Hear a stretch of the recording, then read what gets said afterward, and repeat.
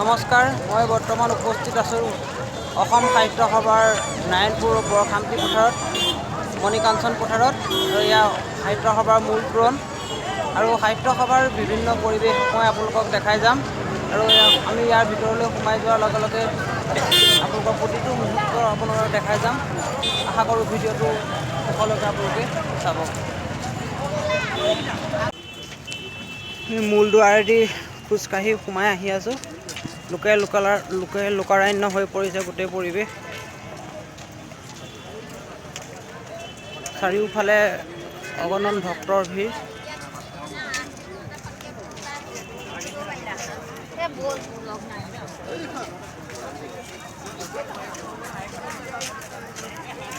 আমি আহি গুৰুজনাৰ অমৰ সৃষ্টি ইয়াত নামঘৰ প্ৰতিষ্ঠা কৰা হৈছে। নামঘৰৰ ওচৰত আহি পাইছোঁ। অতি সুন্দৰভাৱে নামঘৰ নিৰ্মাণ কৰিছে। ইয়াত প্ৰসাদ বিতৰণ হৈ আছে।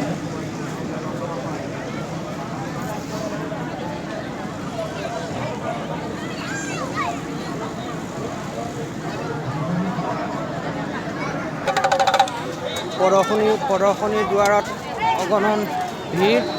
এই প্ৰদৰ্শনীৰ ফালে আমি সোমাই আহিছোঁ। প্ৰদৰ্শনীৰ দুৱাৰ মুখতে আছে শংকৰদেৱ কলাক্ষেত্ৰ।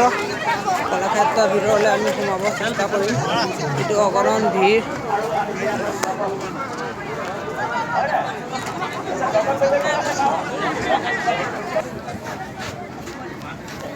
ইয়াৰ ভিতৰত সম্পূৰ্ণ কলাক্ষেত্ৰৰ বিভিন্ন প্ৰতিচ্ছবি ইয়াত সজাই ৰখা হৈছে।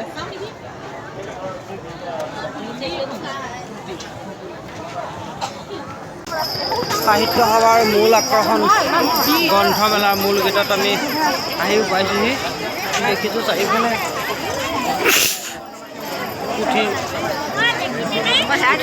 পুথিচৰা। সাহিত্য সভাৰ মূল আকৰ্ষণ সদস্যসকলে মৰম সাদৰে ক'লে কবিতা কুঞ্জ পাঠকৰ প্ৰত্যাশা মোৰ অনুভৱ ক'বলে আজি বিয়লি 3:30 বজাত মনৰ কথা কম। আহক সকলো ওলাই আহক গ্ৰন্থমেলাত লগ হ'ম। আজি বিয়লি 3:30 বজাত মনৰ কথা কম। আহক সকলো ওলাই আহক গ্ৰন্থমেলাত লগ হ'ম। মোৰ নাম কি বাবৰ, মোৰ নাম কি বাবৰ। বাণিজ্য মেলাৰ ভিতৰত অসংখ্য ভিৰ, তাত অসংখ্য মানুহৰ সমাগম। গোটেই বাণিজ্য মেলাৰ বিভিন্ন পৰিৱেশ আমি আপোনালোকৰ বাবে ৰেকৰ্ডিং কৰি ৰাখিছোঁ। যিসকলে সাহিত্য সভাৰ অধিৱেশনলৈ আহিব পৰা নাই, তেওঁলোকেও সুন্দৰভাৱে যাতে চাব পাৰে।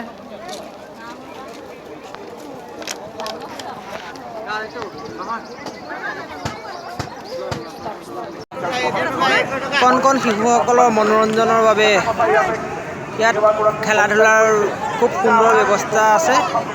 তেওঁলোকে খুব আনন্দ কৰা দেখা গৈছে। ইয়াৰ ভিতৰত দুফালে দুটা অতি সুন্দৰ তেওঁলোকে খেলাৰ ব্যৱস্থা ৰাখিছে।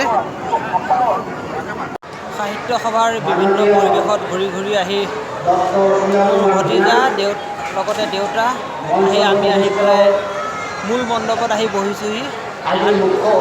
মূল মণ্ডপ সাহিত্য সভাৰ যি মূল মণ্ডপৰ পৰিৱেশ মই দেখাবলৈ চেষ্টা কৰিছোঁ।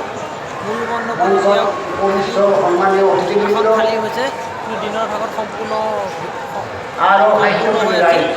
ইয়াত মিটিং চলি আছে আৰু ইয়াতে বিভিন্ন ধৰণৰ অন্য মান্য সাহিত্যিকসকলৰ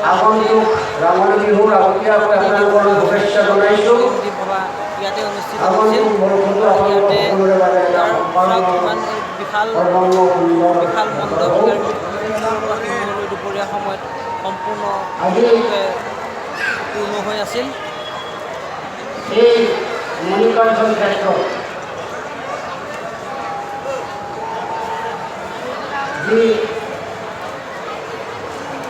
সভা অনুষ্ঠিত হৈছে।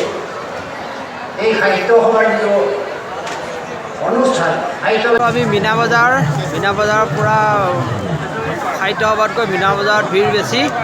পূৰা তামাম চকৰি ভৰি আছে। বিভিন্ন ধৰণৰ খেল ইয়াতে মানুহৰ পূৰা লাইন লাগি আছে। ৰেলত উঠিবলৈ মানুহৰ লাইন লাগি আছে। ৰেলত উঠিলোঁ দেই আজি আহি পূৰা মীনা বজাৰ সভা সাহিত্য সভা একদম মজা।